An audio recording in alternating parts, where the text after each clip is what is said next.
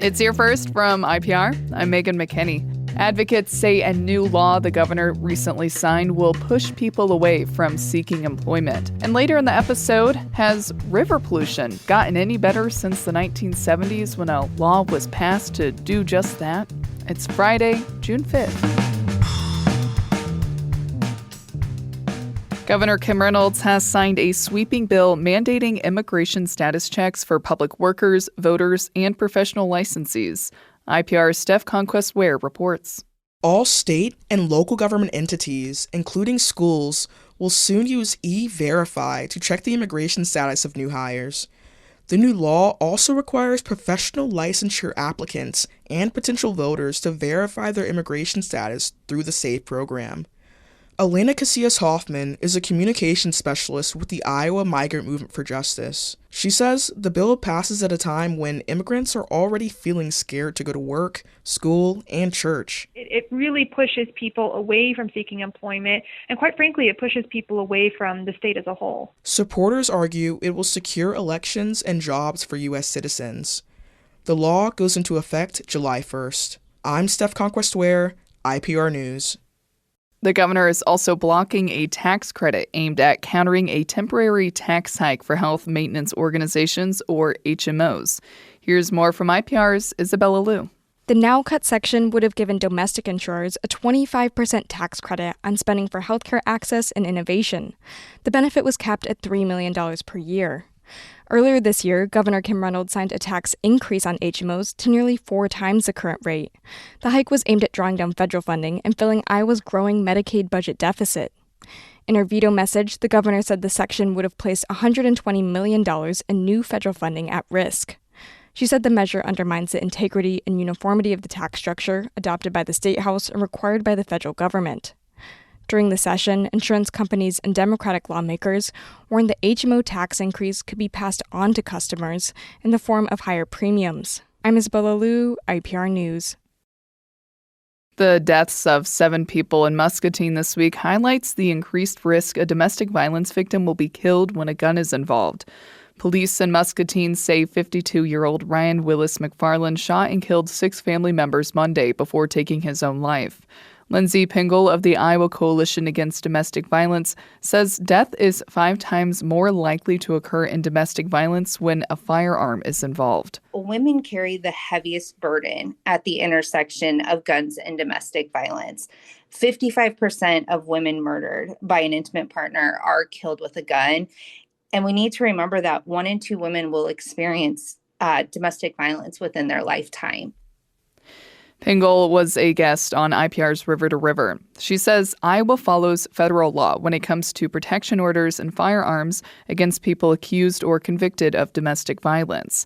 McFarland pleaded guilty to child endangerment more than a decade ago, but was not previously convicted on domestic violence charges. Iowa farmers and pork producers are urging the U.S. to renew a massive trade agreement with its neighbors in the coming weeks. The United States-Mexico-Canada agreement, which went into effect in 2020, includes a mandatory review in July. Bob Hemisoth grows corn and raises hogs in northeast Iowa. He moderated a Farmers for Free trade panel in Des Moines this week. At a time when global competition is intensifying and market access is more critical than ever, the USMCA agreement remains a cornerstone of North America, agriculture, trade, and just economic impact overall. For Iowa, that impact is tangible. Around 40% of Iowa's goods are exported to the 2 countries. Corn, soybeans, ethanol, and tractors are at the top of that list. Trade leaders from Canada and Mexico earlier this week said they'd like to renew the agreement through 2042. If the U.S. opts out, though, the trade agreement will sunset in 2036. You're listening to Here First from IPR. I'm Megan McKinney. Stick around here after the break. U.S. rivers used to be so polluted that lots of fish couldn't even live in them. But then in the 1970s, federal laws took the problem to task. We're going to check up on some of those rivers. Stay with us. Welcome back. It's Here First from IPR. I'm Megan McKinney. In the U.S., industries and cities used to pollute rivers so heavily that at least one in Ohio caught fire a dozen times. But half a century ago, a series of landmark federal laws started reining in water pollution. As a result, some rivers across the country are bouncing back to life. Harvest Public Media's Celia Yopis-Jepsen reports.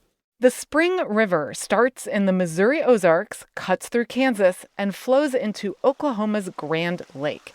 It's in a region called the Tri-State Mining District, once a major producer of lead and zinc.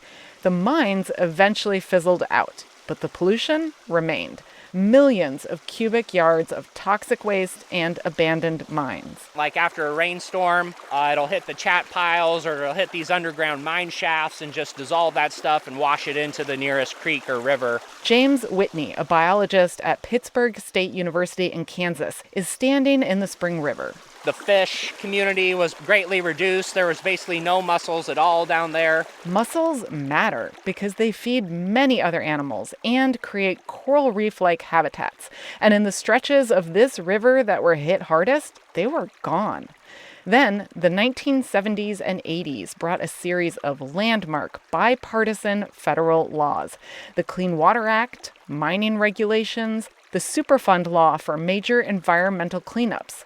For the Spring River, all this meant plugging mine shafts and dealing with waste piles. Because of that, all those cleanup efforts, all that money spent at these EPA Superfund sites, there's less and less metals running off into the river every time it rains. Mussels are rebounding, so are some species of fish. Similar stories played out in other rivers across the country after the 70s and 80s laws slapped regulations on factory outflows and city sewage.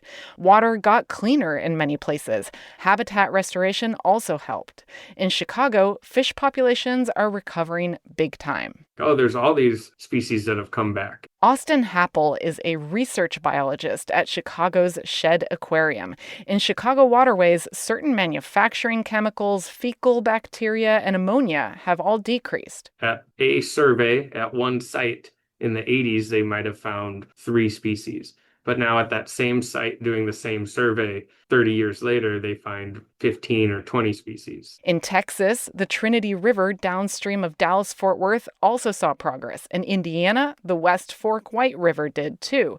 And that's great news, says Scott Black, executive director of the Xerces Society for Invertebrate Conservation. But it comes with caveats. We've improved, but we haven't gotten to where we really should be. A 2022 study found fewer than half of U.S. streams in good condition based on fish and invertebrate populations. And Black says current federal laws have their limits. For example, the Clean Water Act does not regulate chemical use on farms. Things like phosphorus and nitrogen that really mess up rivers, as well as, pesticides, including insecticides that kill insects. These get into rivers and cost utilities big bucks for drinking water treatment. They flow into the Gulf, too, causing a dead zone off the coast of Louisiana where fish can't survive. Meanwhile, Black sees a risk that federal oversight of the country's water pollution laws could backslide. My worry is there's just less staff across the board. The Environmental Protection Agency has lost about a quarter of its employees since Trump took office the second time. But the EPA's press office says the agency has the staff it needs and is focused on the Clean Water Act and Superfund efforts. Back in Kansas, Whitney says an improving Spring River benefits not just wildlife, but people, too.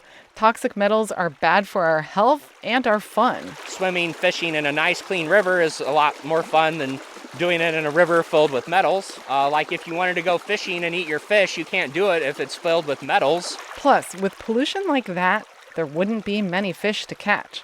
I'm Celia Yopis-Jepsen, Harvest Public Media. Great reporting from Harvest Public Media. It's a collab of public media newsrooms in the Midwest and Great Plains, including IPR, covering ag, food systems, and rural life.